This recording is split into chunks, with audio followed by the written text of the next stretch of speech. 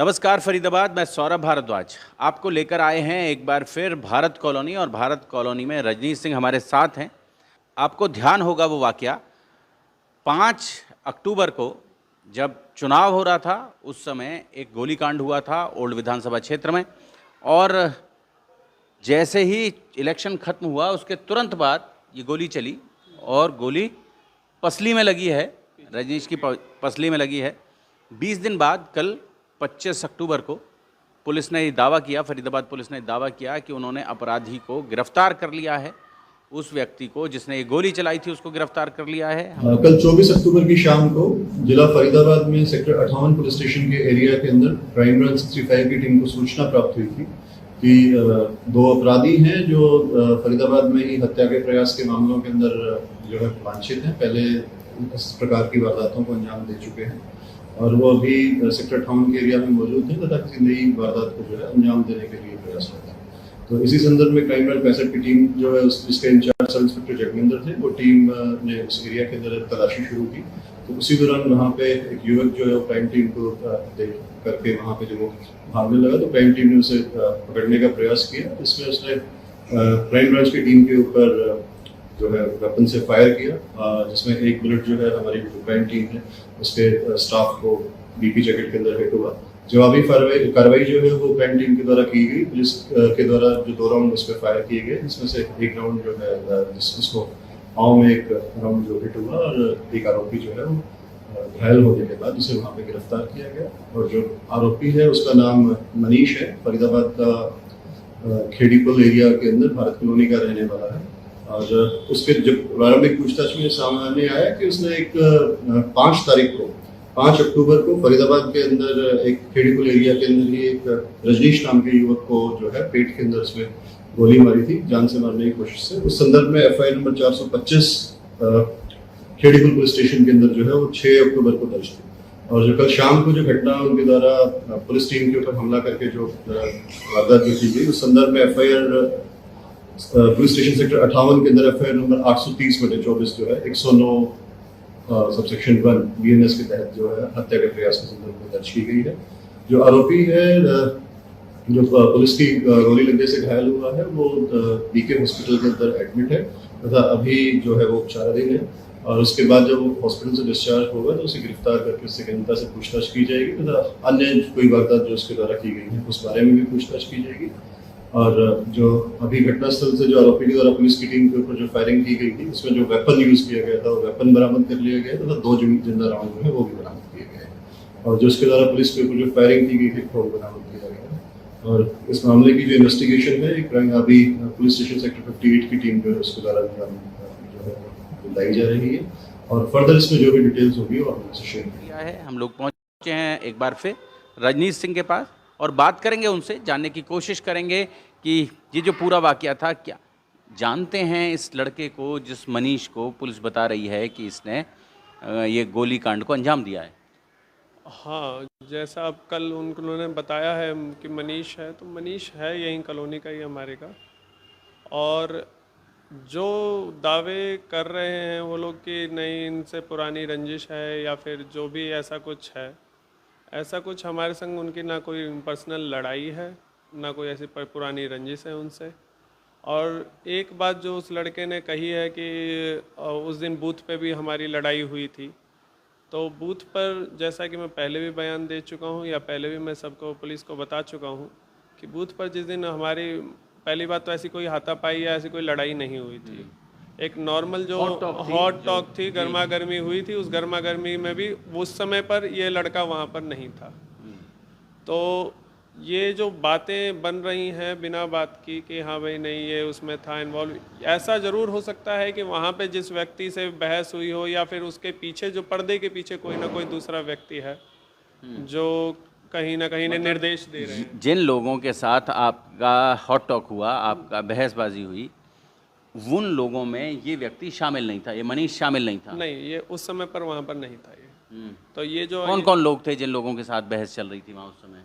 बहस जो चल रही थी लगभग सभी कांग्रेसी कार्यकर्ता थे। और ऐसा वही तो बात है, मैं इसीलिए मेरे को पहले भी मुझसे पूछा गया कि किसी पे शक हो, तो ऐसी कोई बहस थी नहीं कि मुझे किसी पे शक किया जाए। हाँ, उस समय पर सभी की बात चल रही, सबके विचारों की लड़ाई थी, तो विचार की ही बात चल रही थी कि नहीं भाई आप कांग्रेस के साथ गए तो ये आपका आप अपना विचार है, अगर हम भाजपा के साथ हैं या फिर हम अपने देश के लिए या राष्ट्र के लिए खड़े हो रहे हैं तो ये हमारे विचार हैं। तो यही सब बातें चल रही थी उस समय पर। अपने Shrichand Gautam ji, captain RP Yadav uncle जी, दान सिंह जी और रामपाल जांगड़ा जी और एक जो जीतू उनका दान सिंह का भतीजा था, ये सब वहाँ पर उस समय पर उपस्थित थे।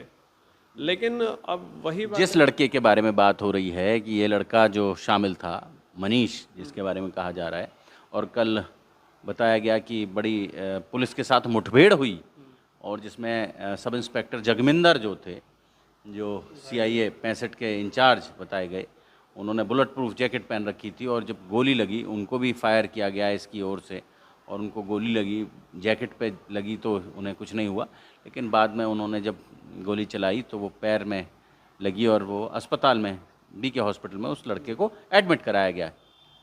जी, अब मैं वही तो उस वाक्य के समय पर वो मनीष नाम का जो ये लड़का बताया जा रहा है, ये लड़का वहाँ पर नहीं था।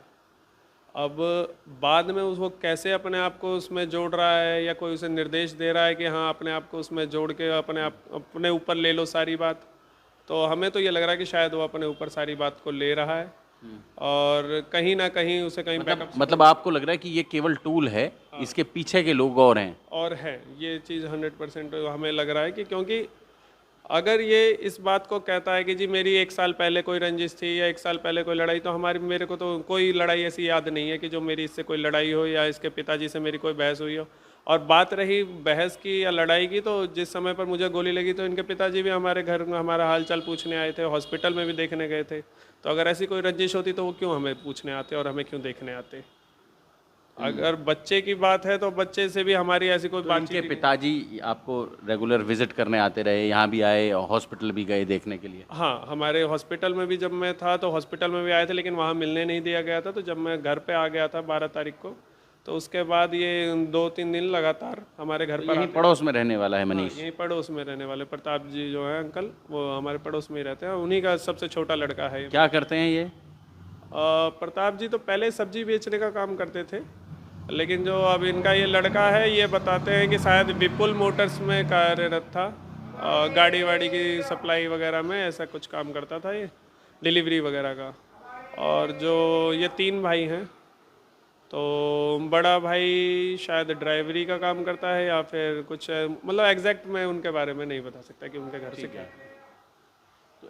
झगड़े लगातार चलते रहते हैं या आपको लगता है कि ये पहली वाकयात था जो ये गोली कांड हुआ है? नहीं, इस लड़के के तो पहले भी मतलब क्रिमिनल रिकॉर्ड है। ये लड़का, अगर पुलिस ये दावा कर रही है कि उनके ऊपर भी गोली चलाई है, तो ये कोई आम आदमी का या फिर एक नॉर्मल बंदे का तो काम है नहीं। क्रिमिनल रिकॉर्ड है, नहीं तो पुलिस के ऊपर एक आवाज़ तेज करने में भी आदमी घबरा जाता है और गोली चला देना बहुत बड़ी बात हो जाती है। एक आम आदमी पे तो कोई भी गोली गुस्से में चला सकता है, लेकिन पुलिस वाले पे गोली चलाना बहुत बड़ी बात है। और पहले भी इसके कई क्रिमिनल रिकॉर्ड रहे हैं, अक्सर लड़ाइयों में, झगड़ों में रोज़ पुलिस वाले ले आना, इनका कई सारे क्रिमिनल रिकॉर्ड रहे हैं पहले भी। अभी 2 दिन पहले भी गली में इनकी किसी से लड़ाई हुई थी, तब भी शायद इस लड़के का मेरे को सुनने में आया था कि इसने धमकी दी थी सामने वाले को कि अपने जो भी थे कि गोली मार दो, कुछ नहीं होता है। गोली मार दो, कुछ नहीं होता? कुछ नहीं होता है, ये इसके खुद के बोल थे। तो ये सुनने में हमारे बात, अब कल जब ये बातें खुली हैं तब अब सारी बातें खुल रही हैं, सब कड़ियाँ से कड़ियाँ जुड़ती जा रही है, सब बता रहे हैं कि हाँ ऐसा है।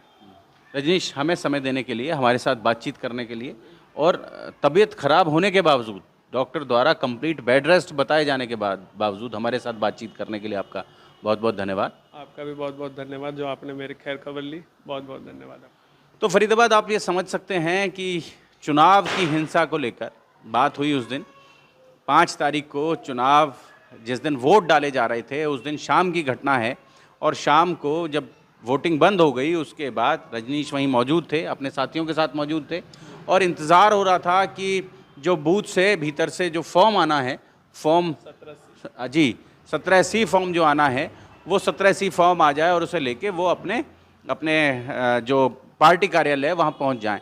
लेकिन इसी दौरान कोई 2 लड़के मोटरसाइकिल पर आते हैं जिन्होंने अपने चेहरे ढके हुए थे, और पीछे बैठे हुए व्यक्ति ने तो बाकायदा हेलमेट पहन रखा था, तो ये पीछे बैठा था ये उसमें? हाँ, मनीष पीछे बैठ के इसने मुंह पे कपड़ा बांधने के बाद हेलमेट भी लगा रखा था ताकि इसकी पहचान ना हो पाए। अच्छा, पहले नहीं समझ में आ रहा था, लेकिन अब जब वीडियो देख रहे हैं तो लोगों को लग रहा है यही है। हाँ, अब जब लोग उन्हें देख रहे हैं, उस वीडियो को दोबारा से देख रहे हैं कि हाँ भाई, अरे ये तो यही है। क्योंकि पहले तो ऐसा कोई मोटिव ही नहीं हमारे समझ में आ रहा था, क्योंकि ऐसी कोई लड़ाई झगड़ा आज तक हमारे बीच में नहीं है, तो किसी को भी क्यों लगेगा कि हाँ वो ऐसा है। लेकिन अब सबको समझ में आ रहा है। जी, तो अब आप समझ लें फरीदाबाद कि चुनाव के बाद ये झगड़ा हुआ, झगड़ा होने के बाद चुनाव में जैसा आमतौर पर हो जाता है, दो पार्टियों के समर्थक बैठे होते हैं और वहाँ उनके बीच कोई बात को लेकर कोई हॉट टॉक हो जाती है, कोई विवाद हो जाता है। उसके बाद ये गोली कांड हुआ और गोली बिल्कुल नज़दीक से मारी गई, रजनीश को बहुत नज़दीक से गोली मारी गई, पसलियों को तोड़कर गोली भीतर जाकर फंस गई। बड़ा ऑपरेशन हुआ जिसके बाद निकाला गया। 307 का पर्चा दर्ज हुआ है, अटेम्प्ट टू मर्डर का आरोप लगा है। और आप ये समझें कि ये जो कांड हुआ उसके 20 दिन बाद पुलिस ने कल एसीपी अमन यादव ने बड़ी प्रेस कॉन्फ्रेंस की और उन्होंने इसके बारे में जानकारी दी कि हमने ऐसे इस लड़के, हालांकि मोटरसाइकिल कुछ दिन पहले बरामद कर रही थी शायद पुलिस ने, वो शायद अभी एक्चुअली इसके बारे में हमें कोई भी अभी ऑफिशियल इन्फॉर्मेशन नहीं दी गई है कि आपके केस में क्या हुआ या क्या। जो इस वारदात के दौरान प्रयुक्त की गई मोटरसाइकिल थी वो भी शायद पुलिस ने बरामद की है। हाँ शायद, क्योंकि मेरे से लगभग पुलिस लगातार कड़ियां जोड़ रही थी इस पूरे मामले की, पुलिस लगातार कड़ियां जोड़ रही थी और उन कड़ियों को जोड़कर पुलिस लगातार कोशिश कर रही थी कि जल्द से जल्द अपराधी तक पहुंचा जाए। और जैसा बता रहे हैं, लेकिन अभी बड़ा सवाल ये है कि वो दूसरा व्यक्ति कौन था जो मोटरसाइकिल चला रहा था, अब उसके बारे में भी पुलिस को जानकारी देनी है। उम्मीद है कि जैसे ही ये अपराधी डॉक्टर्स को फिट घोषित करेंगे पुलिस इन्वेस्टिगेशन के लिए, इंटेरोगेशन के लिए, तो इससे पूछताछ होगी और दूसरे व्यक्ति का नाम भी सामने आएगा। और कौन व्यक्ति था जो मोटरसाइकिल चला रहा था इस वारदात में, जो अपराधी था, उस अपराधी के साथ जो दूसरा शामिल व्यक्ति था वो कौन था, उसके बारे में भी जानकारी मिलेगी। जोड़ेंगे फरीदाबाद आपको शहर की ऐसी ही और महत्वपूर्ण खबरों के साथ। बहुत बहुत धन्यवाद।